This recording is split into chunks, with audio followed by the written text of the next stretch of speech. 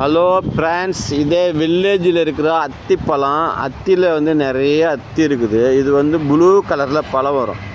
இந்த அத்தி வந்து ப்ளூ கலர் வரும். பாருங்கள், சாம்ப கலர் இலை இருக்குது. ஓகேங்களா? இது வந்து கிராமப்புறத்தில் இருக்கும். இந்த அத்தி வந்து போன்சாய்க்கு யூஸ் பண்ணுறாங்க.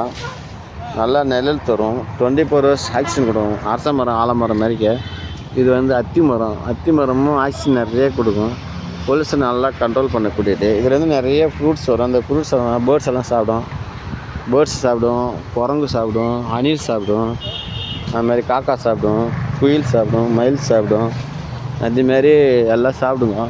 இந்த மரங்க, இந்த அத்தி மரம் ரொம்ப ரேர். இந்த வெரைட்டி பார்த்திங்கன்னா தெரியும். சாம்ப கலர் மரம் பெருசாக இதெல்லாம் இன்னும் சாம்ப கலரில் வரும். ஓகேங்களா? ரொம்ப ரேர் வெரைட்டி. நம்ம கேஜி நேசரில் தான் இருக்குது.